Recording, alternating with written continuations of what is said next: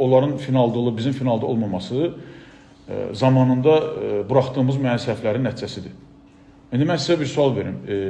Son bizim elit raunda çıxan yaş qrupumuz U19'umuz olub. Xeyr. Toral Bayramovgilin vaxtında çox maraqlı fakt sizə qeyd edeyim. Gürcüstanda keçirilən elit raund idi. Səhv eləmirəmsə 2017 və ya 2018-ci il idi. Son həlledici oyun Gürcüstanda keçirilir. Son həlledici oyun Azərbaycan və Gürcüstan milləri arasındaydı. Biz qalib gəldik 2-1 və elit raunda düşdük. Həmin heyətdə Kvaratskhelia ilə 90 dəqiqə meydanda olub. Biz o yaş dönəmlərində vaxt olub ki, hamı ilə başa-baş mübarizə aparmışıq. Amma indi onlar Çempionlar Liqası finalında oynayır, biz Azərbaycan çempionundan kənara çıxa bilmirik. Bizdə kim deyir ki, Azərbaycanda futbolçu yoxdur, o düşünürəm ki, Azərbaycan futbolunun düşmənidir. Azərbaycan futbolunu sevməyəndir. Azərbaycan futbolunda həmişə futbolçular olub.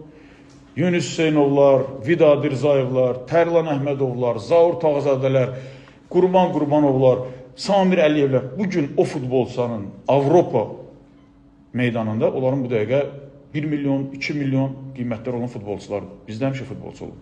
Futbolçu da yetişib. Amma onları inkişaf etdirmək lazımdır. Bugün Avropada futbolçular bir cür inkişaf etdirilir. Bizdə bambaşqa cür. Yəni, oraları biz təhlil eləsək, İnşallah ki, ümidvaram ki, indi görülən işlərin biz dərhal bəhrəsini görə bilmərik. Bundan sonra 3 il sonra, 4 il sonra, 5 il sonra biz onun bəhrəsini görəcəyik. Bizdə futbolçu var. Kim deyir ki, bizdə futbolçu yoxdur? Bir daha təkrar edirəm, Azərbaycan futbolunun düşmənidir. Biz qollarımızı çırmalasaq, hamı ərəzişi ilə məşğul olsa, peşəkar səviyyədə, düzgün səviyyədə, biz illər sonra, demirəm 2 il sonra, 3 il sonra, 8 il sonra, 9 il sonra, 10 il sonra bizim də futbolçularımız Avropada çıxış edəcək, amma işlər düzgün geçsə.